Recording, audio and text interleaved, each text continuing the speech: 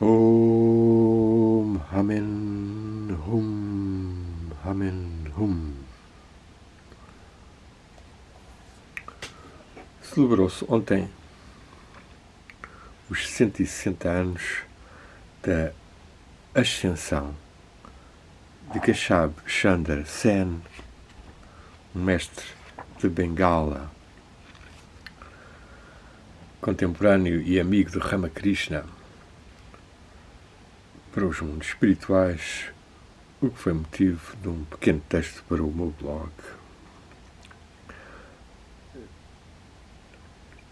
Uma das mais originais invenções ou descobertas ou criações de Keshab Chandra Sen, ou Keshub Chandra Sen, foi a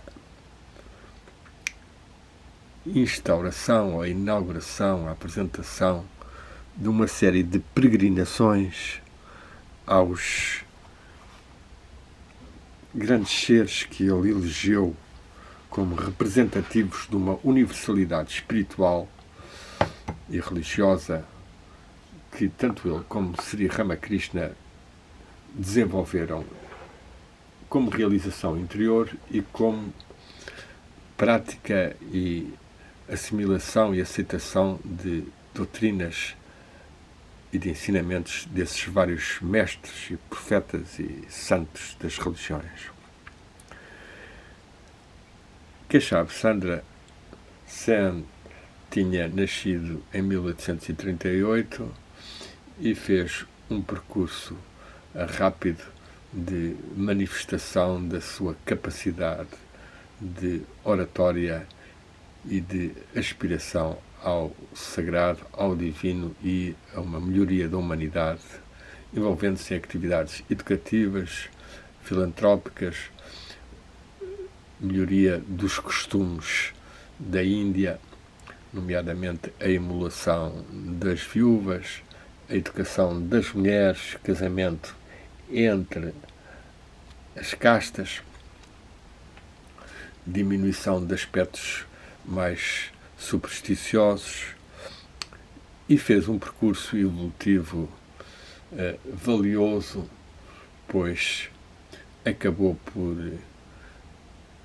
congraçar na sua cosmovisão religiosa as várias religiões, os vários ensinamentos, considerando-os todos eles como portadores de valores sempre excelentes, sempre atuais, e que há que saber discernir e aplicar ou aprofundar. Tendo participado no Brahmo Samaj, que tinha sido fundado por Ram Ramoam Roy e por depois Sri Debendranath Tagore, o pai de Rabindranath Tagore, a dado momento, quando começou a introduzir demasiados aspectos mais ocidentais e mais cristãos, acabou por fazer-se uma cisão em relação ao Brahmo Samaj e criou o Brahmo Samaj da Índia, ou a nova dispensação Navadvip, que pode ser lido também a nova apresentação de visão espiritual, novos ensinamentos espirituais, no qual ele, pela sua própria espiritualidade e pelos contactos com Ramakrishna, introduziu e desenvolveu certos aspectos doutrinários ou mesmo práticos e físicos, que foi o caso desta invenção que ele fez em 1880 da peregrinação aos santos, ou mestres, ou profetas típicos. E escolheu primeiro Moisés, segundo Sócrates, terceiro Sakyamuni, o Buda, depois aos rishis dos antigos Vedas, depois a Cristo, depois a Mohamed, depois a Sri Chaitanya e, finalmente, muito original, a peregrinação aos cientistas, onde estavam também, mais tarde incluídos, homens de gênio em círculos, referindo aí, entre outros, Newton, Galileu, Faraday e os indianos Sushruta e Charaka, este da medicina, Lila Vati, além do ocidental, ainda ocidentais Kepler e Faraday. Ora, a peregrinação a Cristo será o que nós vamos ler, e estas peregrinações realizavam-se com uma preparação de alguns dias antes e que eram feitas numa espécie de casa-templo, casa do Lírio, e durante 3 dias faziam-se cerimónias religiosas em que eram dados textos que as pessoas liam, e depois havia uma peregrinação, até metaforicamente, uma peregrinação interior para chegar a esses locais, seja visualizando-se a Grécia, seja visualizando-se a Índia, seja visualizando-se a Palestina e os grandes seres e as suas vidas. A peregrinação a Cristo, que eu vou ler, tem 2 partes. A primeira tem o serviço preparatório, e depois então é que há a jornada, e em que Cachumb explicava bem o que era a vida de cada um desses seres. Vamos ler rapidamente então a peregrinação a Cristo. Traduzindo do inglês diretamente, houve serviços preparatórios durante 7 dias que começaram no dia 1 de agosto de 1880. No primeiro dia, a consciência exemplificada em Jesus. O segundo, o desapego. No terceiro, o perdão. No quarto, a sua natureza de criança. O quinto, a pureza do coração. O sexto, o sofrimento por outros. E o sétimo, a intuição espiritual. No dia 8 de agosto, os peregrinos viajaram por 1800 anos até sentirem-se, estarem com os judeus da Palestina e libertarem-se do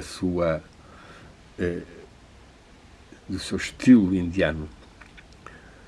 E rezam então para terem uma unificação com o espírito de filiação, de modo a que possam compreender Jesus como ele foi revelado pelo Deus vivo. Começo do serviço preparatório no aspecto do spiritual insight, portanto, terá sido no 7º dia, e o que Chandra Sen diz, e que nós vamos receber como uma partilha da sabedoria amadurecida da Índia no século XIX em relação ao mistério de Cristo, Jesus, tão importante para o Ocidente. E, portanto, esta complementaridade, o Oriente e o Ocidente, é sempre útil e pode ser que nos dê algumas pistas ou intuições para aprofundarmos a nossa realização espiritual ou compreendermos melhor a mensagem de Jesus. Ó tu, Espírito Santo, o amigo dos mais humildes, deixa que Jesus esteja onde ele está. Abençoado é o teu Filho Jesus, que usa a coroa da santidade e que brilha no mais alto dos céus com os poderosos mestres, santos e profetas da fé e os devotos amantes de Deus. Porque é que tu terias que vir até cá abaixo a nós? Possamos nós, pobres seres do mundo,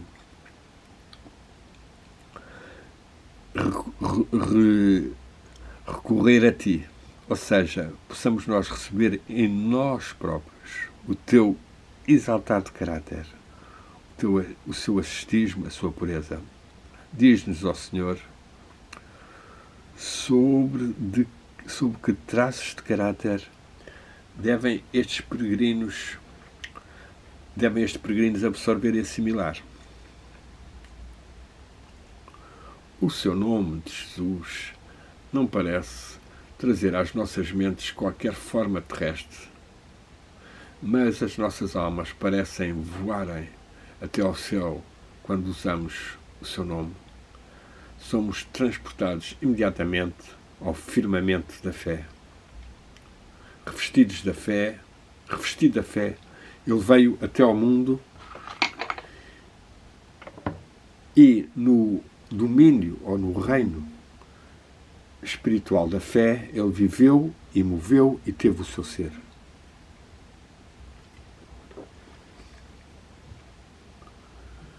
Ele gostava, amava de pairar no empireu ou no mundo celestial da fé.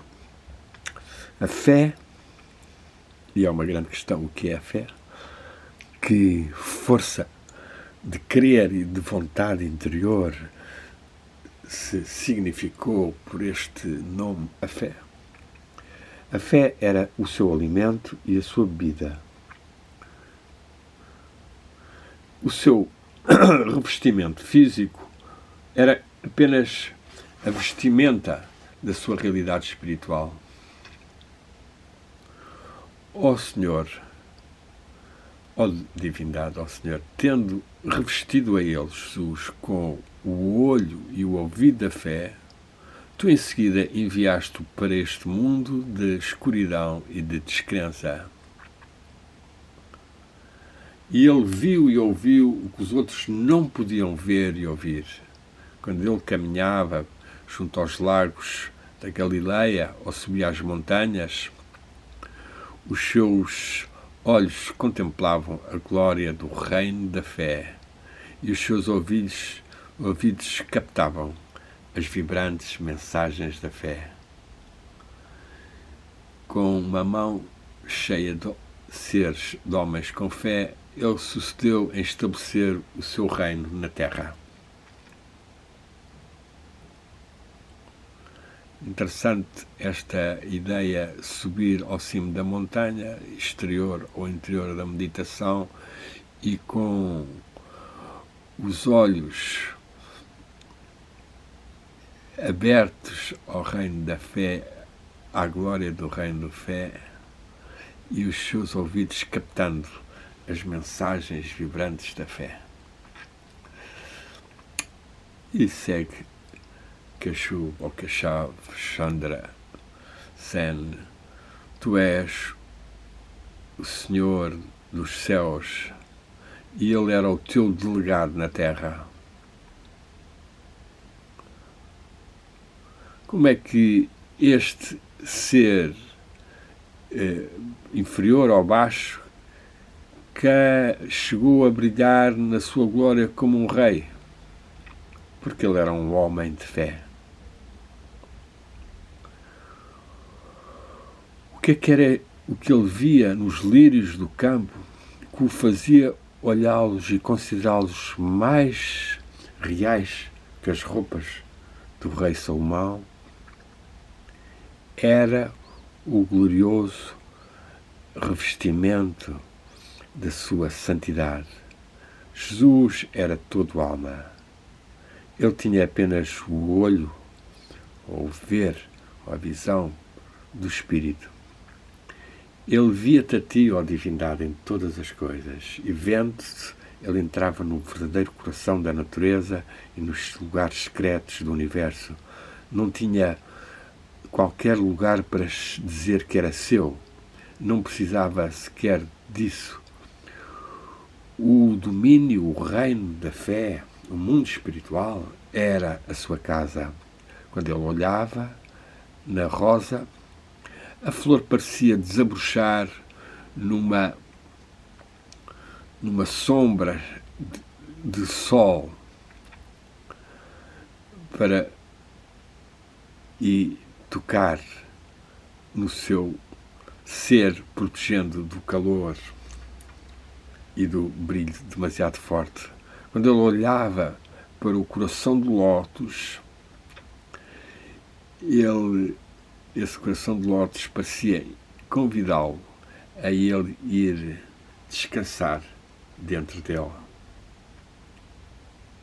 Que boas intuições de Kashub-Chandra Sen em relação à capacidade de unificação de Jesus com a natureza, e algo que está acessível a todos nós.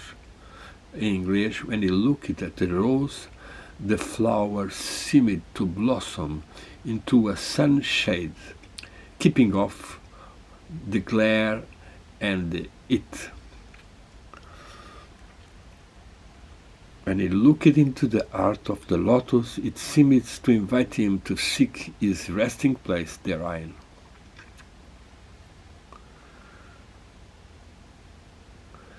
Ora, os nossos olhos ligados à matéria e não veem estas visões.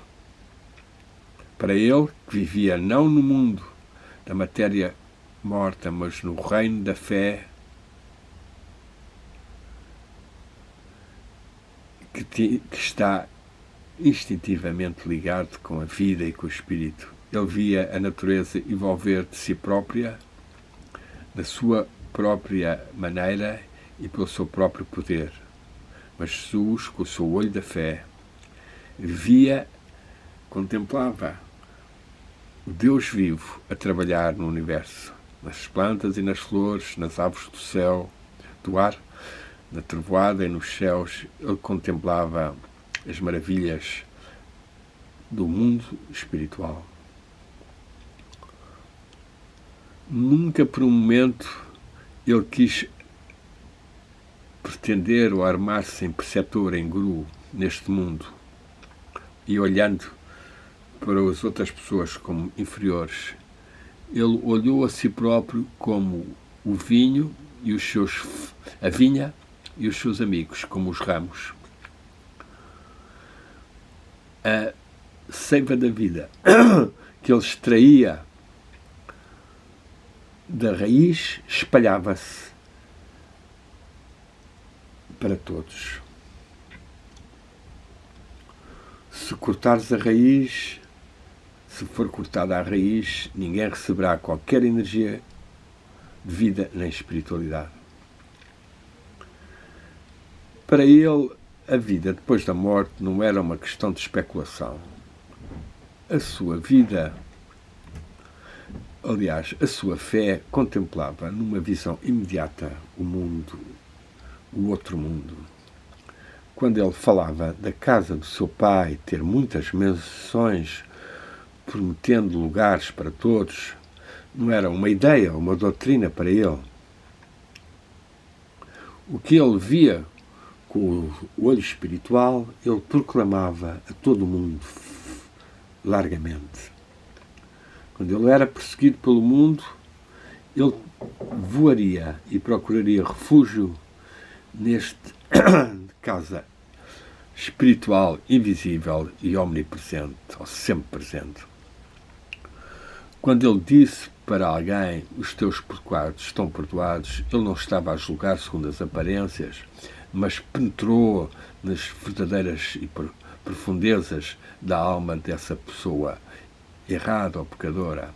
Ele toleraria o pecado e aceitaria mesmo que pecadores vis chegassem até ele, mas ele não toleraria a descrença.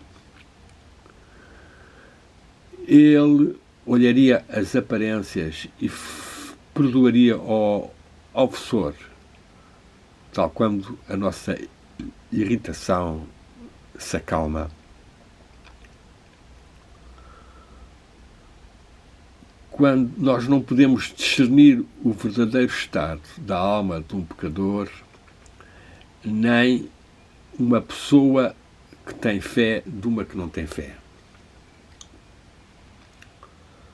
Ou seja, vivemos mais nas aparências porque não temos tanto iluminado o nosso olho espiritual e a nossa alma, não tão ativo. Ele denunciou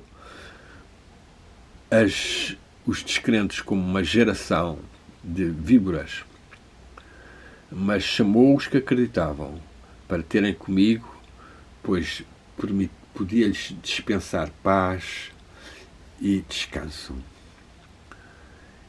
Ele conduziu as pessoas à vida da fé e ensinou-lhes os seus segredos. O seu ensinamento estava baseado na ciência. Ele levou os homens e mulheres a verem Deus na natureza. Ele sabia, com certeza, de que quando nós entramos no reino da fé, a alma, a mente e o corpo funcionam todos harmoniosamente. Assim, o que nós orarmos nunca permanece não cumprido. Esta unificação das forças permite, então, este estado de maior fazer-se a vontade, assim na terra como no céu. Se vendo toda a vida abrigada no regaço da Mãe Divina, Jesus nunca teve medo das comidas e bebidas para si próprio. Verdadeiramente, este mundo é feito só para as pessoas de fé. Ele sabia muito bem que este mundo nem é para os ricos, nem para os que fazem mal. Portanto, ele nunca pediu por comida ou roupas, nem tomou qualquer pensamento acerca dele. O seu intento era procurar apenas o reino do céu, descobrindo-o para os outros e encontrando-o dentro da sua alma. Sempre que um homem de fé acontece estar no mundo, ele traz. O mundo oferece-lhe então comida e roupas e pede-lhe que ele aceite e conta como uma bênção quando tais ofertas são aceitadas por esse homem de fé. Como nós não temos fé, estamos sempre com necessidades, elas não são removidas. Contudo, aqueles que nós tomam refúgio na fé é através do poder sagrado da sua fé que as suas casas e famílias são providenciadas como necessitam. Ó tu, divindade do domínio ou do reino da fé, possa o divino propósito que foi intencionado ser servido pelo envio desse exemplar de fé na pessoa de Jesus Cristo ser realizado na nossa vida e caráter.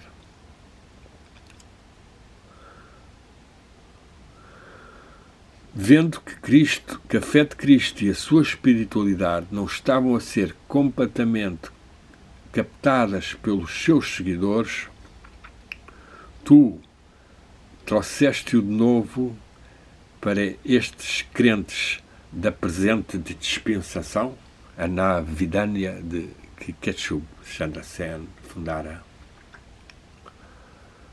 Possamos nós chegar até ele e atingir, alcançar a vida de fé e de espiritualidade.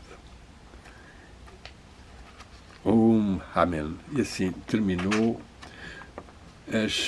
o preparatório serviço preparatório intitulado Intuição ou Visão Interior e que Chandra Sen partilhou com os seus discípulos e amigos e adeptos e que chega até nós nestes 160 anos da sua partida ou ascensão, como se diz. Possa a sua espiritualidade em afinidade com a de Jesus e com a nossa dar-nos mais realização espiritual, usando estas belas imagens da cruz templária feita em pedra do convento de Tomar por artistas que restauravam na altura o convento, da pedreira utilizada e uma bela imagem de Jesus de feitura portuguesa. Que eles nos inspirem. Amém. Non nobis Domine, non nobis, sed nomine Tuo da gloriam. Non nobis Domine, non nobis, sed nomine Tuo da gloriam. Jesus, que o Mestre Jesus nos inspire e guie.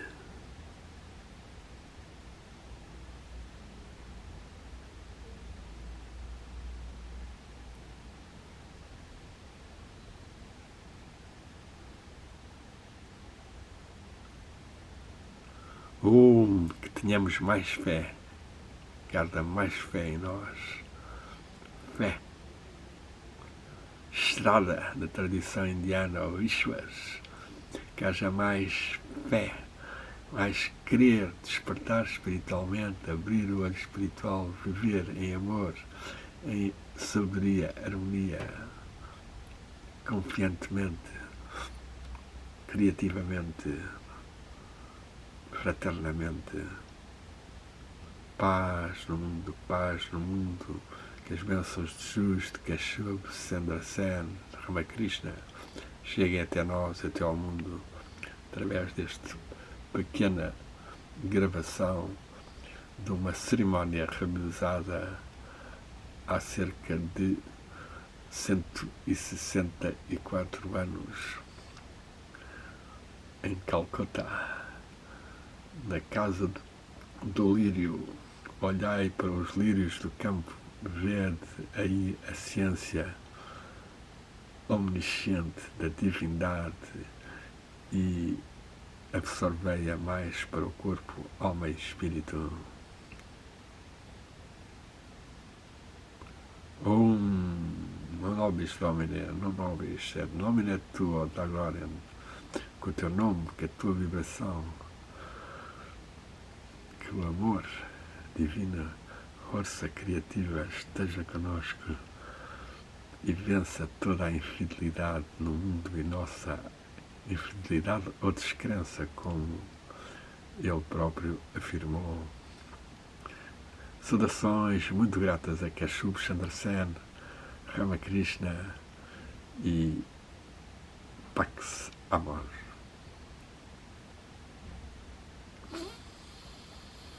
Oh.